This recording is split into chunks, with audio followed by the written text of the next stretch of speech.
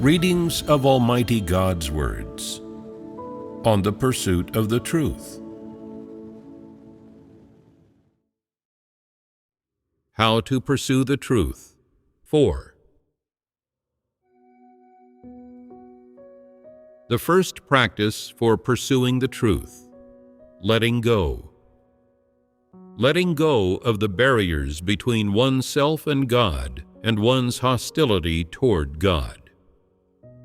1. Letting go of one's notions and imaginings about God. Letting go of one's notions and imaginings about God's work. F. God's work does not change people's innate conditions. It aims to change their corrupt dispositions. At the last gathering, we continued to fellowship about the topic of how to pursue the truth. What was the main content of the fellowship? We fellowshipped about the differences between people's innate conditions and their corrupt dispositions, and we specifically fellowshipped on these two aspects as well. Through the fellowship, do you have a certain understanding of the work God intends to do and which aspects of people God wants to change in saving people? In saving people, God intends to rid them of their corrupt dispositions. He doesn't intend to change their innate conditions, right? God expresses the truth and supplies people with the truth, and uses various methods of work. All this is aimed at people's corrupt dispositions. Through His work, God enables people to cast off the dispositions that they rely on for survival, which have been corrupted by Satan. In this way, God's words and the truth are worked into people, becoming their life. This is the ultimate result that God's work aims to achieve. What did you grasp from the fellowship on this aspect? What content left the deepest impression on you? Think about it for a moment. God's last fellowship helped me correct a fallacious view I had. In the past, I thought that God would change people's inherent caliber, abilities, and personality, but through God's fellowship, I understood that God does not perform supernatural work. God's work is to change people's corrupt dispositions and their various fallacious thoughts and viewpoints, which are things of Satan. By practicing God's words, people's normal humanity is restored, and their conscience and reason become increasingly normal. At the same time, I also understood the importance of pursuing the truth. Only by pursuing the truth and practicing the truth can our corrupt dispositions be resolved. When God's words become our life, we achieve being saved by God. These two aspects of God's fellowship left a relatively deep impression on me. The content of the last fellowship involved a truth related to visions. It involved some specific aspects of God's work, the objects of God's work, and the results it aims to achieve. Based on the content that was fellowshipped, some specific questions arose. These questions include which manifestations in daily life are considered one's innate conditions, which manifestations reflect one's character or their humanity essence. That is, what we commonly refer to as some manifestations of whether a person's humanity is good or bad, and which manifestations are revelations of corrupt dispositions. These are specific questions, yes? Although when we previously fellowshipped on this topic, we provided some examples, they were not very targeted or specific. Today, we will specifically fellowship on this issue to distinguish between the manifestations people reveal that are innate conditions, those that pertain to their character, and those that fall into the category of corrupt dispositions, distinguishing the specific manifestations of these three aspects. In this way, it will be clearer how people should correlate the myriad issues they encounter in their daily lives with these three aspects based on God's words and the truth. This includes which of people's revelations are innate aspects of normal humanity that do not need to be dealt with or restrained, which aspects are revelations of problems with people's humanity, and how they should change and correct these, or resolve them through seeking the truth, and which manifestations fall into the category of corrupt dispositions, and how people should come to understand the essence of these dispositions, and resolve and cast them off through accepting and practicing the truth. These all have specific manifestations, and of course, there are specific paths of practice involved. According to people's different manifestations, we will fellowship on the principles and paths of practice so that people can understand how to face and resolve these issues, and so people can have more concrete attitudes and paths of practice for various problems. Does fellowshipping in this way sound good? 4. What innate conditions are? We have fellowshipped twice before on the three issues of innate conditions, humanity, and corrupt dispositions. Although we did not specifically explain which of these three issues people's manifestations and revelations belong to in a targeted way, we did provide some examples when fellowshipping on each issue. In previous fellowships, when touching upon these three issues, we also fellowshipped on the essence of these issues, or the paths and principles of practice involved. Now, regarding the three issues I just mentioned, I want everyone to first discuss what innate conditions refer to. You all can roughly fellowship on this to get a basic concept first. Do innate conditions refer to a person's caliber, abilities, innate personality, and instincts? We have fellowshipped on this content before, so you should all be familiar with it. Are there more? Are strengths and appearance considered innate conditions? Yes. What about one's family background? Yes, this too. And lifestyle routines and habits, right? Anything else? Also, interests and hobbies. There is a bit of a difference between interests and hobbies and strengths. Adding interests and hobbies introduces more specifics. Let's list them in order. First is family background. Second is appearance. Third is personality. Fourth is instincts. Fifth is caliber. Sixth is strengths. Seventh is interests and hobbies. Eighth is abilities. And then lifestyle habits and lifestyle routines. These last two are similar, but have some specific differences. These add up to a total of 10. Go ahead and read them out. 1.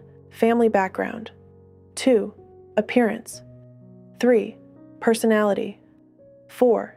Instincts. 5. Caliber. 6. Strengths. 7. Interests and hobbies.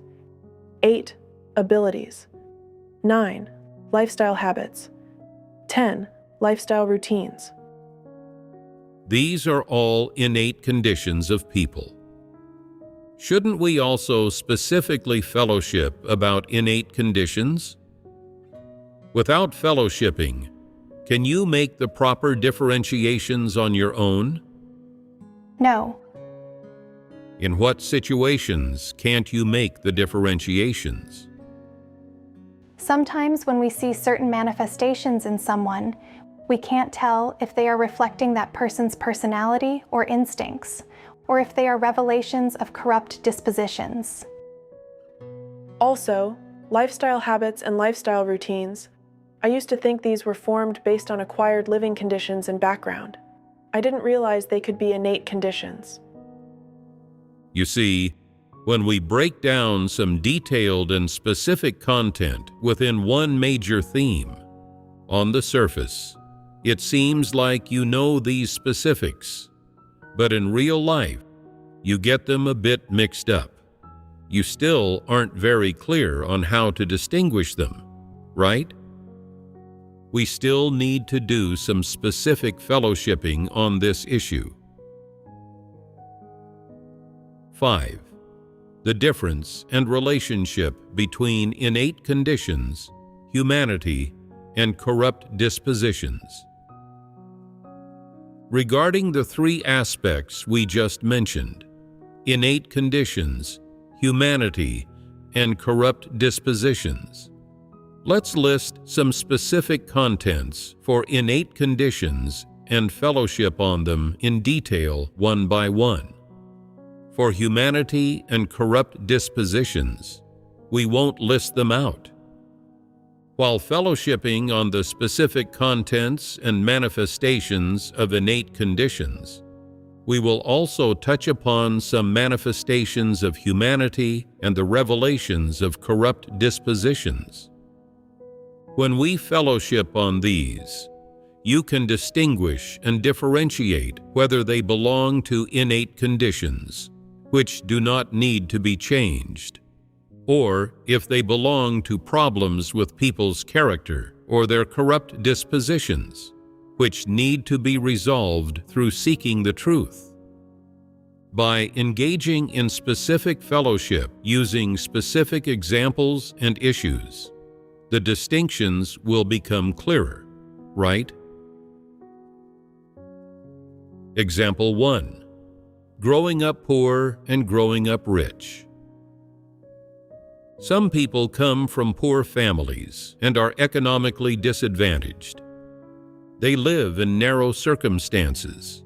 They're always hard up and have to calculate and plan every expense. Their approach when it comes to spending money is to stretch every penny as far as it can go. They were born into such families and under such conditions. Which of the three aspects we fellowshipped on does this fall under? Is it an innate condition, humanity, or a corrupt disposition? This is an aspect of their family background, which is an innate condition, right? Is this family background good or bad? From a human perspective, it's bad. They struggle to get by. Their families are impoverished. Their economic conditions are not affluent or well off. These are issues related to their family background. Although this type of person was born into a poor family, has never dined on caviar, never worn brand name clothing, never got to experience various luxuries, and never been in contact with anything high-end or any wealthy individuals or famous people. They possess conscience and reason. When interacting with others, they never take advantage. When they see someone enjoying good things or they see someone wealthy, although they feel envy, they never think of stealing or seizing others' possessions. Which aspect does this type of person's revelation pertain to? It pertains to their humanity. Is the manifestation of their humanity in this aspect good or bad? Their humanity is good and upright. This cannot yet be deemed upright. It just means they don't take advantage of small benefits and do not flatter the rich. They are able to treat such matters correctly. How is the humanity of this type of person? Their humanity is relatively good. This is an objective statement. Their humanity is relatively good, meaning in terms of their character, they relatively have integrity and dignity. Although their family background is poor and not noble, they do not despise the poor and favor the rich, nor do they take advantage of others. There is another type of person. They were born into a wealthy family, or as non-believers would say, born with a silver spoon in their mouth. They have never had to worry about food or clothing, and everything is readily available for them. Whatever food they want to eat is at hand. Their family conditions are particularly good, and their parents treat them very well. Which aspect does this pertain to? This also pertains to their family background. One's family background is an innate condition. Although this type of person has a particularly good family background, with good economic conditions and no worries about food or clothing, and has seen good things and experienced what the world has to offer when interacting with others, if they see someone who is better and more capable than themselves, or who notably excels in some area, or who has prestige among people, they feel jealous and rack their brains for ways to belittle them. Which aspect do these manifestations pertain to? I think they pertain to both corrupt dispositions and humanity. That's right. These manifestations pertain to both their humanity and their corrupt dispositions. When this type of person sees someone better than themselves, they feel jealous, hateful, and want to suppress, torment, and exclude them. They want to surpass them. If they only have these thoughts but do not act on them, they are a person with bad humanity. Is their humanity evil? If, based on this evil humanity, they feel defiant when they see someone better than themselves, pass judgment on them behind their back, and even engage in shady maneuvers to suppress them, these are specific manifestations of a corrupt disposition. What is the essence of this corrupt disposition? It is viciousness. These manifestations pertain to both humanity and a corrupt disposition. Even though this type of person's family conditions are good and they dine and dress well, and you might expect them to be possessed of insight and tolerant of others, when interacting with people, they always want to take advantage of them and are always overly calculative. When they go out somewhere with others, they nitpick over who spent more money and who paid for the travel expenses, being unwilling to spend even an extra penny. When working with others, they always calculate who did more and who did less, and they are always thinking of ways to slack off. Which aspect does this pertain to? It pertains to their humanity. Which aspect of humanity? Selfishness and baseness. Selfishness and baseness, loving to take advantage of others, lacking integrity and dignity.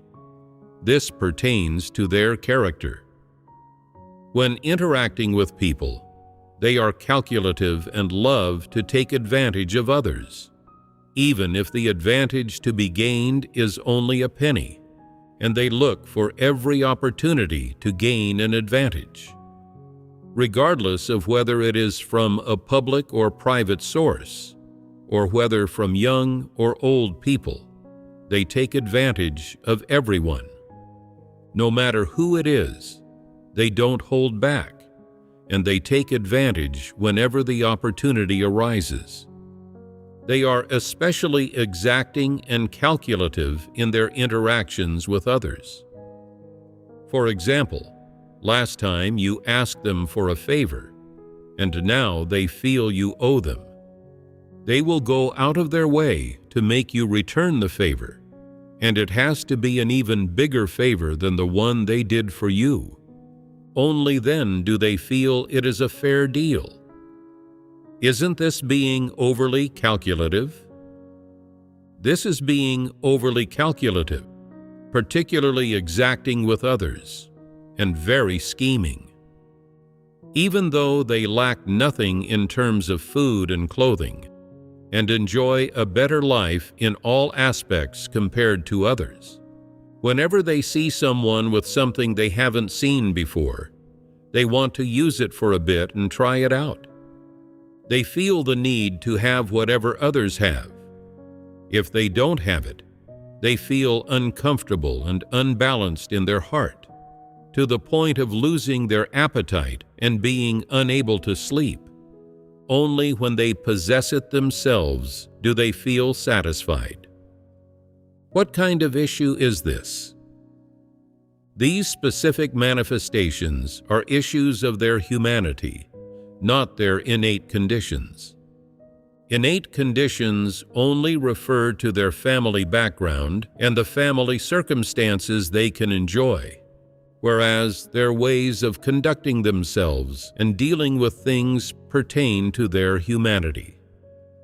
Their revelations and manifestations, such as their attitudes, methods, and motivations for the way they conduct themselves and deal with things, pertain to the issue of their character.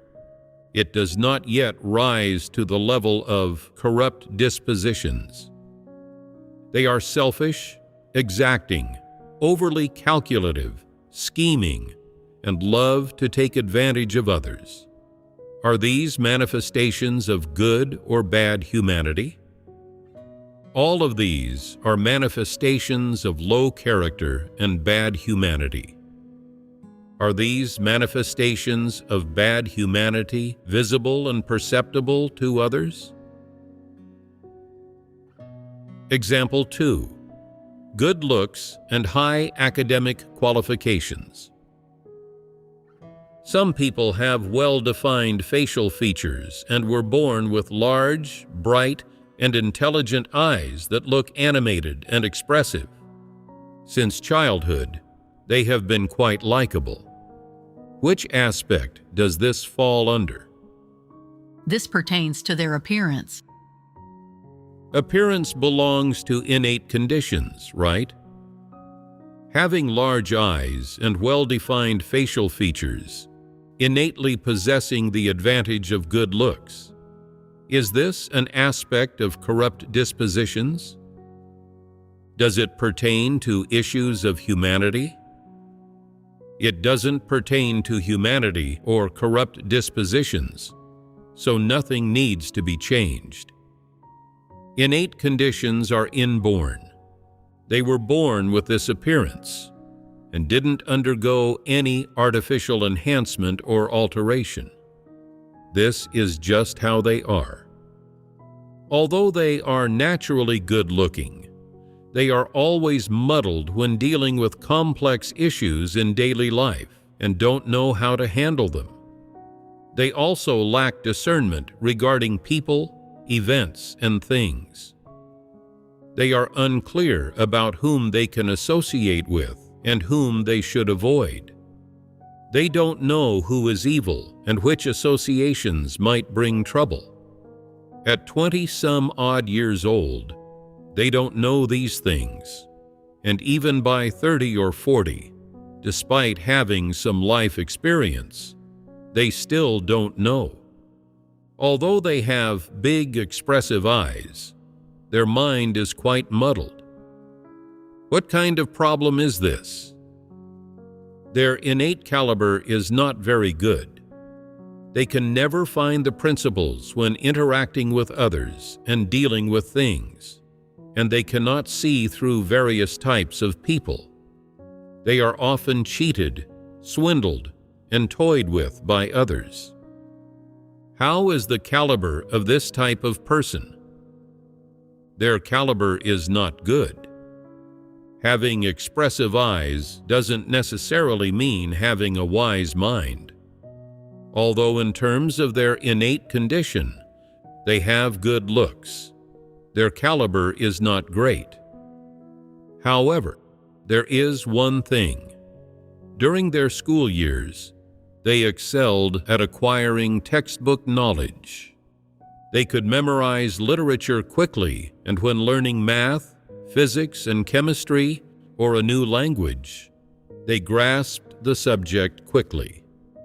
They smoothly got into university, pursued a master's degree, and obtained a PhD. What should this fall under? Can it fall under their good caliber? No. So, what does it fall under? It falls under their strengths, which are their innate condition. That's accurate. This type of person excels at studying, picking up knowledge, and academic subjects. They quickly grasp textbook knowledge and things that are theoretical and based on regulations, such as aspects related to professional skills and technology, or formulas and regulations for math, physics, and chemistry, and remember them very well. This type of person excels at learning these things and has a particular knack for them.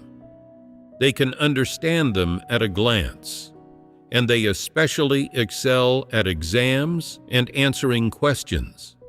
When it comes to answering questions, they do so with ease. This is where they can best bring their strong points into play. You could say that this type of person is at ease in the sea of knowledge. Do these manifestations represent their caliber? They only represent that they have a particular strength. This type of person shows particularly excellent performance in the field of knowledge, letting people see that their strength in this area stands out. Because they have this strength, and because they have achieved certain accomplishments, earning a master's and a doctorate degree, and obtaining a high level of education, among other people, they see themselves as knowledgeable individuals, scholars, and high-level intellectuals. The more books they read, the more they feel that they are a renowned individual, a superior person, and that everyone else is ordinary, without knowledge, unable to understand their mind or see through it, and not on the same level as them. As a result, they often feel superior to others and consider themselves exceptional and extraordinary. What manifestation is this? A corrupt disposition. Which aspect of corrupt dispositions? Arrogance. Their arrogant, corrupt disposition leads them to look down on the masses and people from all walks of life even more after gaining a high level of education. Because of their high degree and diploma, after believing in God, they always want to have the final say in the church and aspire to be a leader. Every time there is an election, they hope to be elected. If they are not elected, they become negative and give themselves up as hopeless. Whatever the leaders and workers say, they do not want to listen to it and want to resist it. No matter what duty is assigned to them, they feel repulsed by this assignment and make judgments behind the scenes. In their heart, they think, "You don't have much knowledge. Your words lack logic. In my heart of hearts, I look down on you as a church leader. I refuse to capitulate to you. Don't think you are better than me. Let's compare. Let's see who's got what it takes. Let's see who can recite more of God's words and who can share a greater understanding. If your fellowship isn't as good as mine, I refuse to capitulate to you. Even though you were elected as a leader, I don't need to listen to, implement, or obey everything you ask of me. What manifestation is this? This is a specific revelation of a corrupt disposition. Does this pertain to humanity?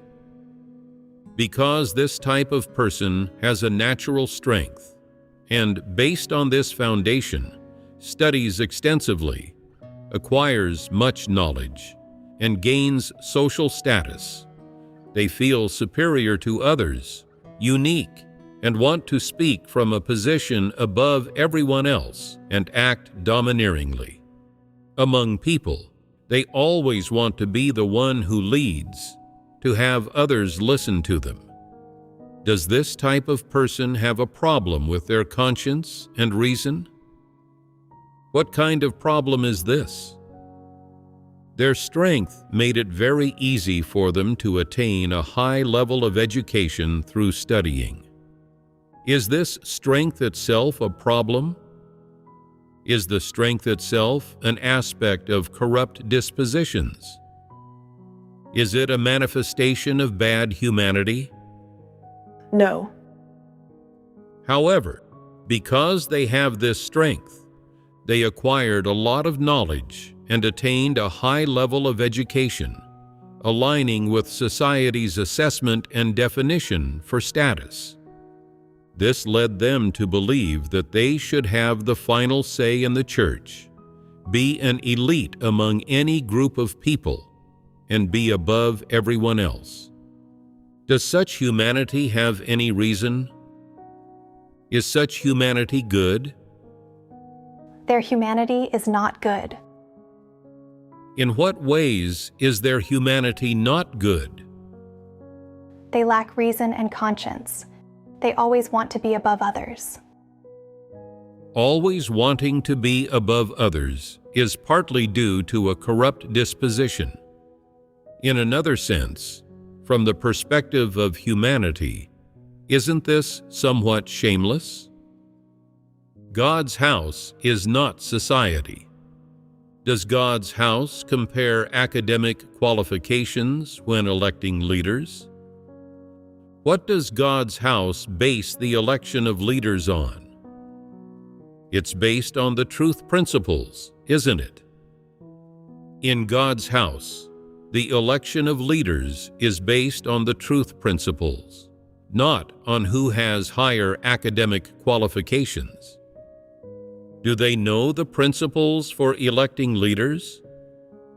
They do. But they treat these principles as mere bureaucratic statements and as mere theories, and don't know how to practice or apply them in daily life. They constantly spread the idea that only those with high academic qualifications have good caliber, can understand the truth, and can lead others. Because they have high academic qualifications, some knowledge, and social status, thinking that God's house operates the same way as society, they use their knowledge and high academic qualifications as capital to try to have the final say in God's house. They want to replace the principles for electing leaders in God's house with their own ways of viewing people and dealing with things and their own approaches, perspectives, and viewpoints on social standing and status. Isn't this lacking in reason? What is another way to describe lacking reason? In plain terms, it's shamelessness. Another way to say it is that this type of person has very poor rationality. You see, although they have received so-called higher education and have read many books, none of those books or any teacher or educator has ever taught them how to act, so as to have reason. After learning many things from books, they instead feel that they have gained capital and are superior to ordinary people. Although their strength is not a negative thing and is an innate condition, this strength can easily lead to a certain consequence. It causes them to become arrogant and conceited, lose their reason, and become audaciously brazen and shameless. Despite having read many books and picked up a lot of knowledge, they don't understand the meaning of the word shame. Therefore, after gaining some academic qualifications, they use this as capital to show off everywhere, and they want to use it to gain status in God's house and have the final say. They think, I have high academic qualifications and I learn things quickly, which means I have good caliber. What's more, I am deeply knowledgeable. I have seen much of the world, and I'm quick-witted, so I am qualified to lead others. The implication is that their knowledge and strengths are the truth. All of these are manifestations of a lack of reason. Does this kind of person who lacks reason have integrity? Do they have dignity? Lacking integrity and dignity, is this a manifestation of good humanity or of despicable, base humanity? Such people do not have good humanity. What they cherish the most are their academic qualifications, social status, personal worth, and standing. With these as their capital, they are extremely arrogant and conceited and want to have the final say. This is a manifestation of despicable humanity. This issue involves two aspects. One pertains to their humanity and the other to their corrupt disposition. Their perspective on issues and their attitude and viewpoints in handling issues relate to their humanity. This kind of humanity leads to them developing specific actions, manifestations, and revelations, which are expressions of a corrupt disposition.